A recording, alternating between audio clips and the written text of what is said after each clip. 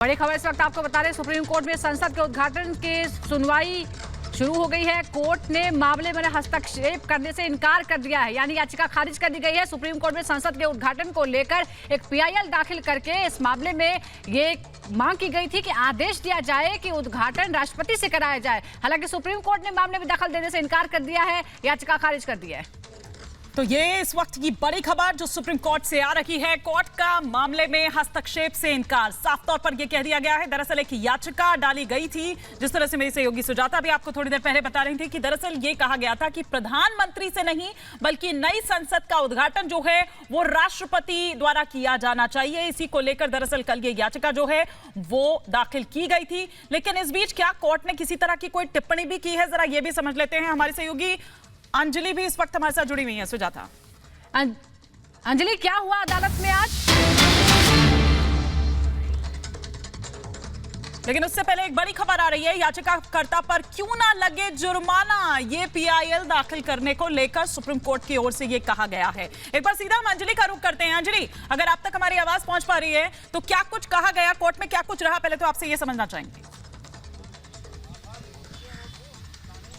बिल्कुल, देखिए हिमानी, ये अहम दिन था कि सुप्रीम कोर्ट में ये मामला जाता है, जनहित याचिका दाखिल की जाती है। लेकिन सुप्रीम कोर्ट ने यहां पर साफ इनकार दिया। अनुच्छेद 32 के तहत ये कहा सुप्रीम कोर्ट ने कि इस मामले में हस्तक्षेप सुप्रीम कोर्ट की ओर से नहीं बनता है। साथ ही साथ सुप्रीम कोर्ट ने यह भी सवाल किया कि क्यों ना जुर्माना लगा दिया जाए। सुप्रीम कोर्ट की ओर से यह भी कहा गया, क्योंकि आर्टिकल 79 का जिक्र किया गया था और यह कहा गया था कि संसद के अनिवार्य सदस्य है राष्ट्रपति। तो ऐसे में सुप्रीम कोर्ट की ओर से यह कहा गया कि किस तरह से आखिर ये पूरा मामला अनुच्छेद 79 से रिलेवेंट है। तो ये बातें रखी हैं सुप्रीम कोर्ट की ओर से। और सीधे तौर पर हमारे साथ बनी रही है, बड़ी खबर हम आप दर्शकों को बता रहे हैं। मामले में दखल से सुप्रीम कोर्ट ने इनकार कर दिया। सुप्रीम कोर्ट ने कहा है कि हम इस मामले में हम दखल नहीं कर सकते हैं।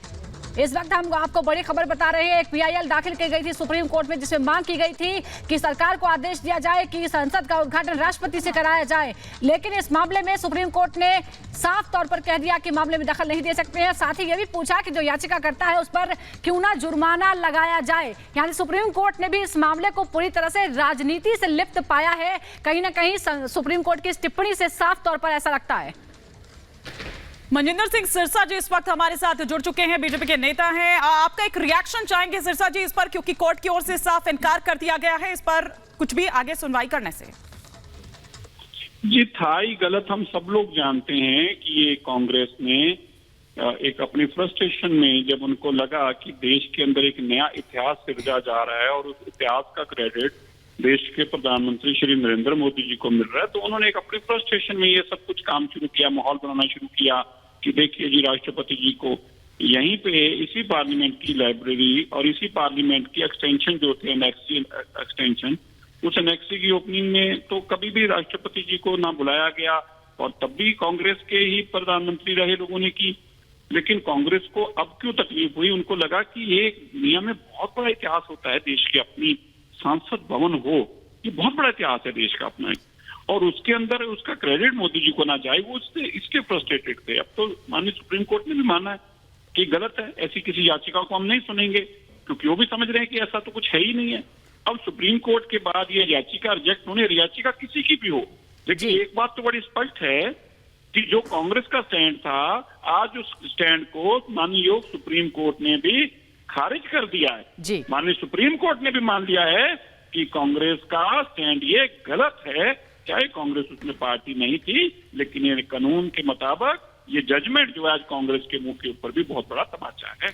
बिल्कुल, बहुत बहुत शुक्रिया आपका मनजिंदर सिंह सिरसा हमसे बात करने के लिए। और हमारे सहयोगी अंजलि भी लगातार सुप्रीम कोर्ट से हमारे साथ बनी हुई है। अंजलि, सुप्रीम कोर्ट ने साफ तौर पर याचिका को खारिज कर दिया, दखल देने से इनकार कर दिया और सख्त टिप्पणी की, यह भी पूछा कि आप पर जुर्माना क्यों ना लगा दिया जाए। यानी कहीं ना कहीं राजनीति सुप्रीम कोर्ट ने देखी इस पूरे मामले में।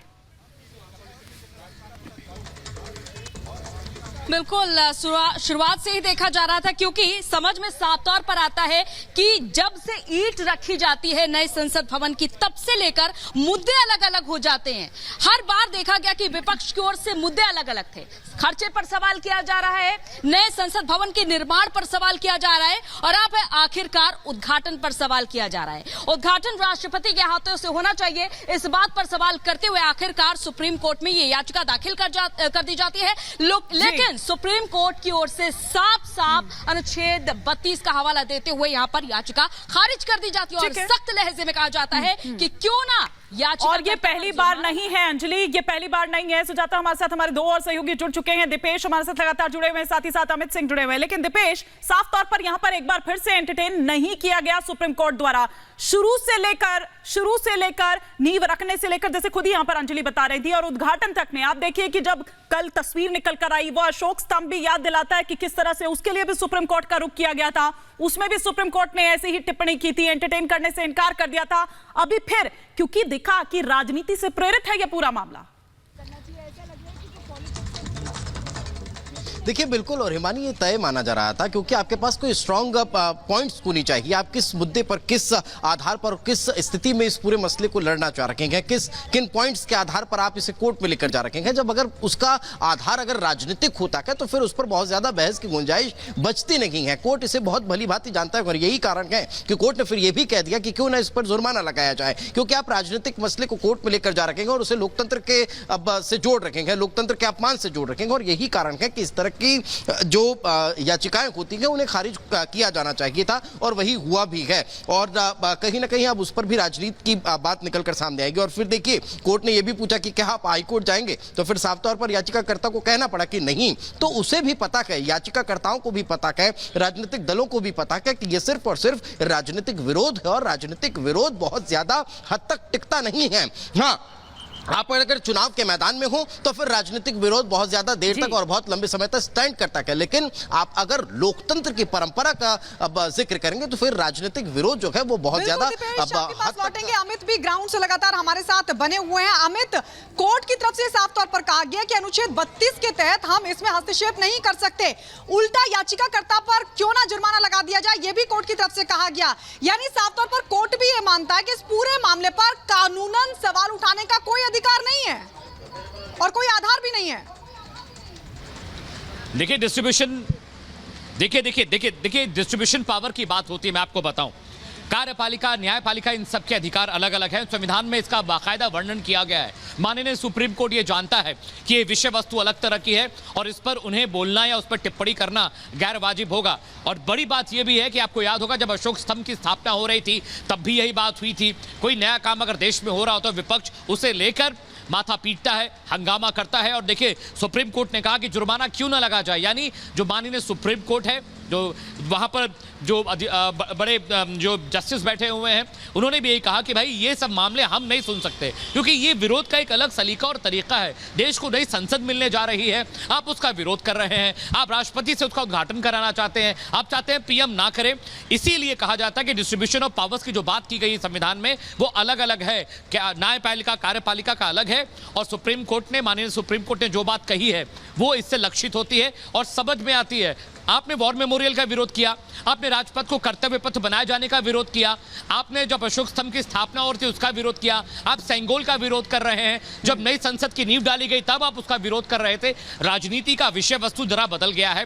विपक्ष को सिर्फ मौका चाहिए विरोध करने का, और इसीलिए जहां देश की आन बान शान की बात हो रही है उस पर आप विरोध कर रहे हैं, उस पर आप इस तरह का मंचन कर रहे हैं कि बहुत गलत किया जा रहा है। और गलत होता तो माननीय सुप्रीम कोर्ट कुछ टिप्पणी जरूर करता, लेकिन सोचिए याचिका वापस लेने की परमिशन लेनी पड़ी है। सुप्रीम कोर्ट ने साफ तौर पर मामले में दखल देने से इनकार कर दिया। न सिर्फ इनकार किया बल्कि सख्त टिप्पणी भी की और ये कहा कि आखिर इसका औचित्य क्या था, इसका मकसद क्या था। अंजलि, यही सख्त टिप्पणी है और ये एक तरह से नजीर का काम भी करेगी, खास तौर पर तब जब पहले ही अदालतों के पास इतना बोझ है कामकाज का, उस पर तरह तरह की PIL दाखिल की जाती है। बिल्कुल, और समय समय पर ये PIL दाखिल करके विपक्ष एक तरह से ये भी जाहिर करने की कोशिश करता है कि कोई भी नया कार्य जब होता है तो किस तरह से जनहित याचिका के नाम पर यहां पर समझा जा सकता है कि अपने मुद्दे लेकर के एक तरह से सुप्रीम कोर्ट में विपक्ष जाता है। क्योंकि देखा गया कि समय समय पर विरोध होता रहा, जैसा कि हमारे सहयोगी खुद अमित ने और दीपेश ने बताया कि कोई भी नया काम होता है, चाहे देश में कोई भी बड़ा काम हो, उसका समय समय पर विरोध होता है। हम चाहे गुजरात की स्टैच्यू ऑफ यूनिटी एक्सेसिबिलिटी की बात कर ले, पीएम नरेंद्र मोदी ने जो जो अब तक नींव रखी है, जो जो बड़े काम किए, उनके कोई भी प्रोजेक्ट हो उनका लगातार विरोध होता रहा है। लेकिन जब बात आती है लोकतंत्र के मंदिर की, जो कि जनता से जुड़ा हुआ है भवन, जहां पर जनता के मुद्दे आपको उठाने हैं, जाकर वहां पर आपको खुद अपनी बातें रखनी है, जनता की आवाज बननी है, आखिर उसका विरोध भी आप क्यों शुरू कर देते हैं? उसका विरोध क्यों किया जा रहा है? क्या ये टीस भी है? क्योंकि आप देखिए कि विपक्ष की ओर से लगातार तरह तरह की जो बयानबाजी है, जो रिएक्शंस है, जो ट्वीट्स हैं, वो दरअसल सामने आ रहे हैं। और दीपेश, कहीं ना कहीं इसके जरिए विपक्षी एकता भी दिखाने की कोशिश हो रही थी, लेकिन वो एकता हर बार टूटती है, हर बार बिखरती है, और ऐसा ही होता है। ऐसा ही फिर इस मामले में भी देखने को मिल रहा है, ना बल्कि समूचा विपक्ष, बल्कि पार्टी के खुद के भीतर ही अलग अलग जो मत हैं वो सामने निकल कर आ रहे हैं। लेकिन देखिए ना, आप विपक्षी एकता किस बात के लिए कर रहे हैं? आप लोकतंत्र के उस मंदिर के विरोध के लिए विपक्षी एकता की बात कर रहे हैं, जिसका उद्घाटन प्रधानमंत्री नरेंद्र मोदी करने वाले हैं, तो फिर उससे राजनीतिक दलों को दिक्कत हो रही है। ये वही लोकतंत्र का मंदिर है सीपी, जिसकी तस्वीर आपको दिखा रहे हैं, जो 100 वर्षों के बाद आजादी का एक इतना लंबा वक्त गुजरने के बाद एक ऐसी इमारत हमें मिल रही है जो लोकतंत्र के मंदिर के तौर पर, जिसमें तमाम राजनीतिक दल बैठेंगे। अब वो तमाम राजनीतिक दल विपक्ष की भूमिका निभाते हुए एकजुटता की बात करें सिर्फ इस मंदिर का उद्घाटन करने के विरोध के नाम पे, तो फिर देश की जनता उससे भली भांति समझती है कि आप किस आधार पर और किसका विरोध कर रहे हैं। यही एक बड़ा कारण है, मानी कि कोर्ट ने जो फैसला दिया है वो इस बात की तरफ इशारा करता है कि राजनीतिक विरोध जो है वो कोर्ट जैसे स्थानों पर बहुत लंबे वक्त तक टिकता नहीं है। आप अगर चुनाव के मैदान में होंगे तो राजनीतिक विरोध आपका बहुत लंबे समय तक टिकेगा, स्टैंड करेगा, आपको विजयश्री दिला देगा। लेकिन अगर लोकतंत्र का जिक्र जब होता है तो फिर इस तरह के राजनीतिक विरोधों की वहां पर कोई अब सीमा नहीं रहती है और वो विरोध वहां पर टिकते हुए दिखाई नहीं देते हैं, और जो सत्य होता है उसकी जीत होती है। यही कारण है कि वो याचिका खारिज कर दी गई।